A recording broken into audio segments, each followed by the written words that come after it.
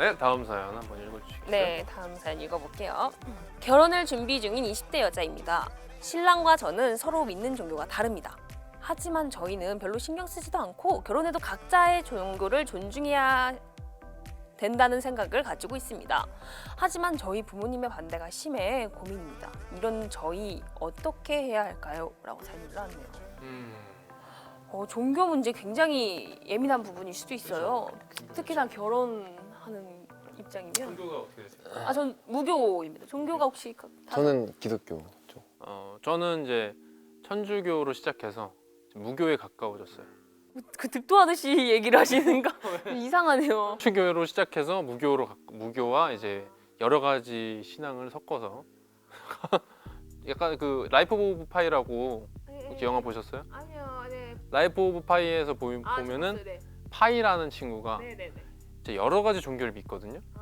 그래서 뭐 이 종교 저 종교 믿으면서 자기만의 어떤 생각을 이제 삶에 대한 생각을 만드는데 너무 멋있더라고요. 그리고 좋은 것 같아서 좀 그런 거 하나하나 좋은 점들을 차용해 가고 있어요. 네, 그래서 저는 뭐 다 인정하고 이해하고 좋은 점도 있고 나쁜 점도 있고. 그러면 혹시 부모님께서도 같은 종교를 다들 갖고 계시는 건가요? 아니요. 근데 저희 아버지는 불교고 어머니는 무교세요. 여기 너무 좋은 그럼 다 그건데요? 이렇게 다를 수 있고 네. 인정해 주는 가정. 어. 그 휘진 씨는요? 저희는 이제 두 분 다 천주교시고 그럼 다 이렇게 쭉. 다섯 씨 같은 경우. 저는 사실 교회도 다녔다가 뭐 절도 다 갔다가 저희 아버지도 절 다니시고 막 이렇게 종교가 없어요. 저희는 아버지 늘 말씀이 종교 갖고 싶으면 아버지를 한번 믿어봐라 라는 장난식의 얘기를 하시고 나 자신을 제일 먼저 믿어라 이렇게 얘기를 하시는 편이라서 어느 종교로 갔든 저희는 노터치. 네. 제가 좋아하는 아까도 얘기했던 라이프 오브 파이를 보면은 그 영화에서도 믿음 자체가 중요한 거지 어떤 걸 믿느냐가 중요한 건 아니라고 뭐 이런 식의 이야기를 하거든요. 어떤 이야기를 믿고 싶으냐. 믿음이라는 게 어떻게 보면 그냥 존중인 것 같거든요. 저는 그 뭐 종교 어떤 특정 종교가 아니더라도 그 종교를 인정해주는 그런 자세가 믿음인 것 같은데 어떻게 보면 뭐 부모님이 어떤 종교를 가지고 계신지 모르지만 좀 그냥 남자친구분인가요? 네. 남자친구분을 인정해주고 예비신랑이죠. 예비신랑분을 인정해주고 받아들이는 게 어떨까. 그러니까 이 여성분도 이 남성분도 두 분의 생각은 달라도 인정. 서로 그 결혼해도 각자 종교로 종교 생활을 할 것이다. 하지만 부모님께서 반대를 하신다는 거니까. 만약에 부모님이 종교 때문에 그 남자친구분 종교 때문에 반대면 그 남자친구분의 어머니가 남자친구의 어머니가 제가 무교인데 네. 무교를 반대하세요. 너가 종교를 가져야 되겠다. 너 종교를 가졌으면 좋겠다. 특별한 종교를 가졌으면 너는 좋겠다. 그러지 않으면 우리 집에 들어올 수 없다. 그렇다면 저는 사실 이게 좀 큰 문제긴 하지만 시댁인 거잖아요. 시댁에서 이렇게 요구가 온다면 저는 결혼을 다시 한번 생각해 볼 것 같기도 해요. 왜냐면 기다려보세요. 어머니. 제가 이 집안의 사람이 되는 건 맞지만 어쨌든 결론적으로 보면 이 얘 남편이 되는 겁니다. 그렇기 때문에 너무 그 시댁에 그 특정한 종교를 강요하는 거는 저 하나의 그거 개인적인 프라이버시를 침해하는 거라고 생각이 듭니다. 라고 얘기는 못하겠지만 그렇게 생각이 들어서 네? 얘기는 못. 저는 사실 저희 부모님이 이제 너가 이제 결혼을 한다면 웬만하면 천주교 같은 종교인 사람을 만났으면 좋겠다. 그런데 제가 사전에 말을 해놨거든요. 제가 다른 종교여도 내가 만날 사람이 내가 사랑할 사람이 무슨 종교를 가져도 강요하지 말아라. 그 사람은 그 사람이 것이고 나는 그 사람을 존중할 테니 부모님이 어머니가 강요 안 했으면 좋겠다. 뭐 어디서 했으면 좋겠다. 뭐 그런 거 하지 마라. 그걸 좀 많이 좀 얘기했어요. 어머니한테 미안해, 엄마 미안해. 근데 제가 그걸 좀 심하게 얘기했어요. 싸웠다기보다는 매번 좀 말할 때 그렇게 얘기하지 말아라. 어머니가 그렇게 알겠는데 웬만하면 그러지 않아. 재차 말을 해가지고 계속 그거에 대해 말씀을 하시니까 얘기를 하신 거겠죠.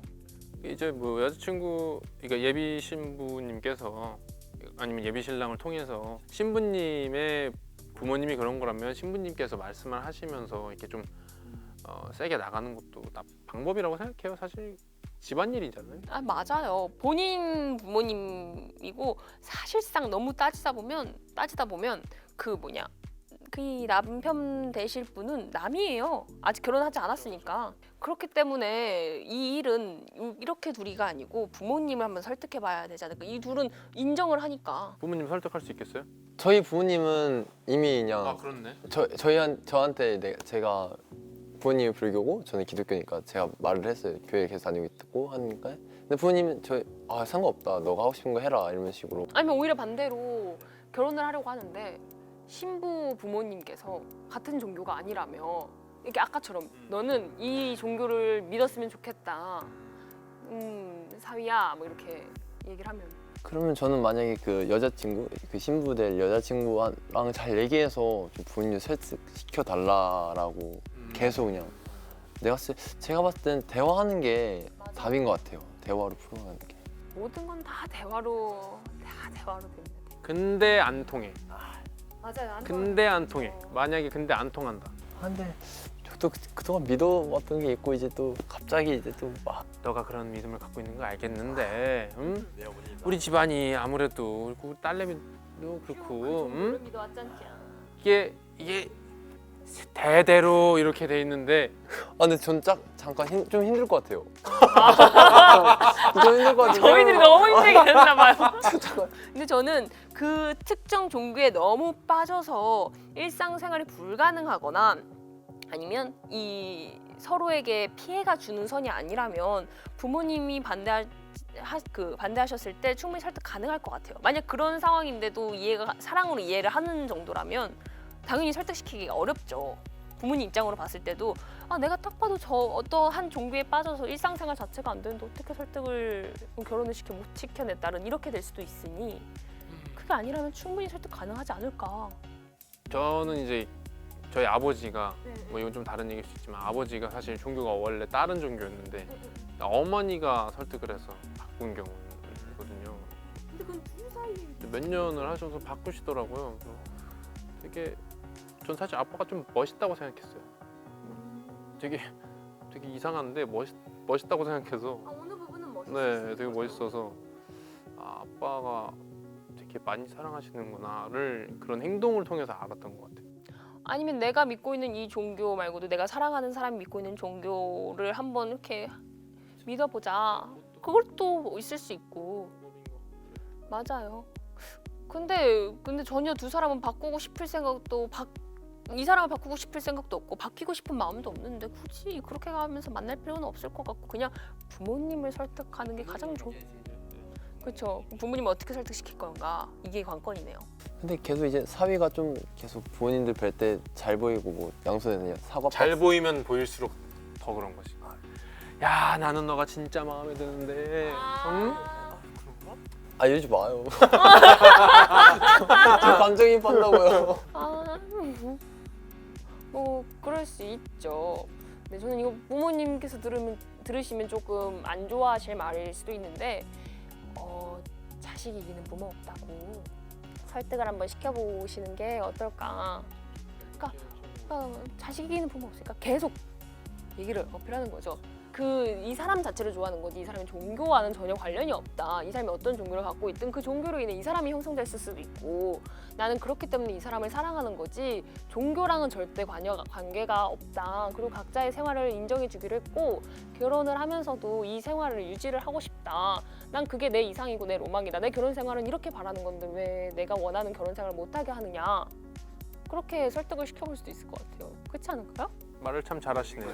그러니까 느낀 건데 참 요목조목 요리 보고 조리 보고 잘하시네요. 참 잘해요 말을.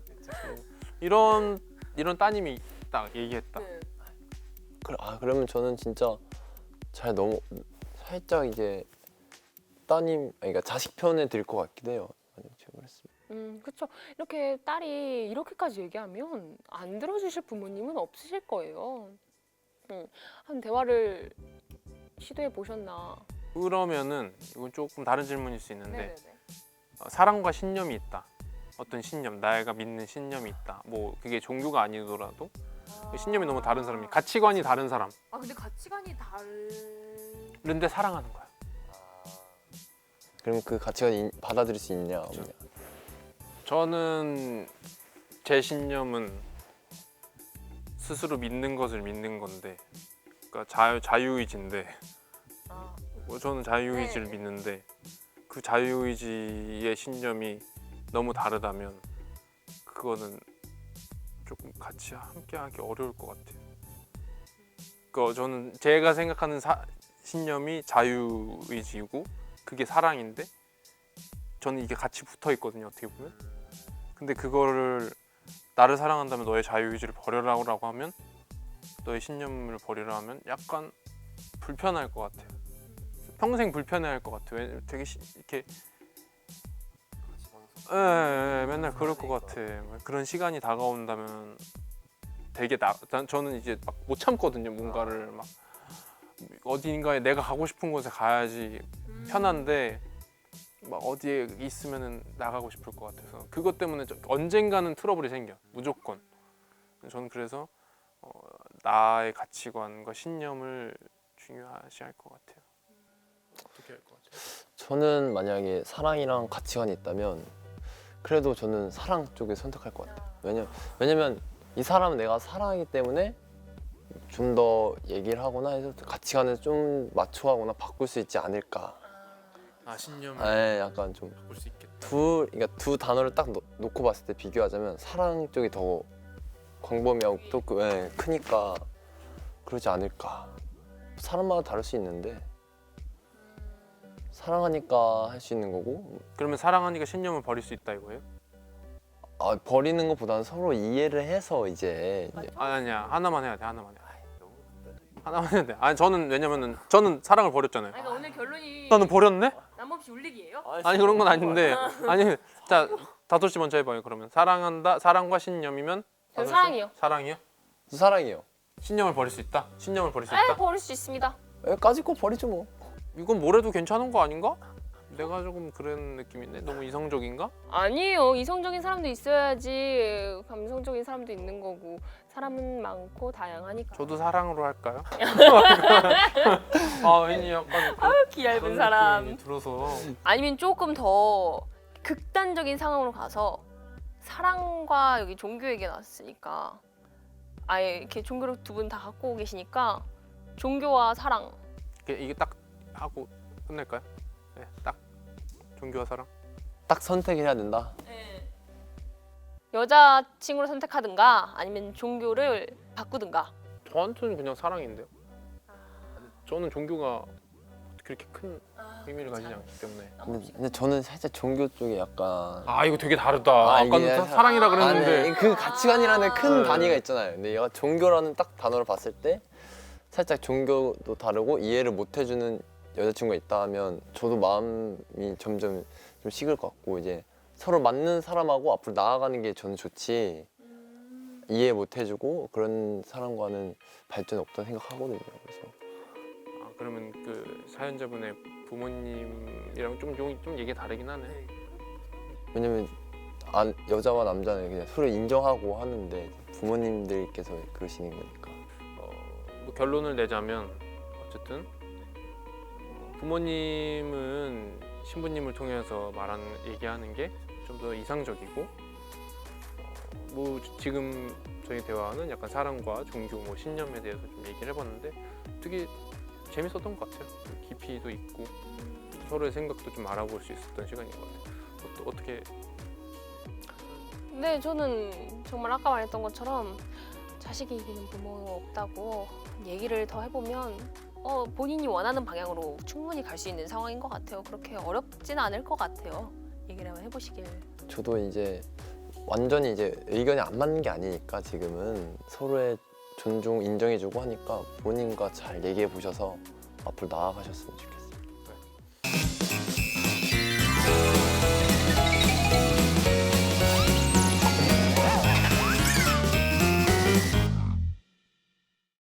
오늘 얘기한 거는 되게 좀 깊이가 있는 얘기들을 했어요. 좀 무겁고 어려운 얘기들 좀 또 한 번 했네요. 우리 저번에도 옛날에 어려운 얘기들 좀 몇 번 했었는데 오늘도 되게 약간 예민한 부분들을 건드렸던 것 같아요.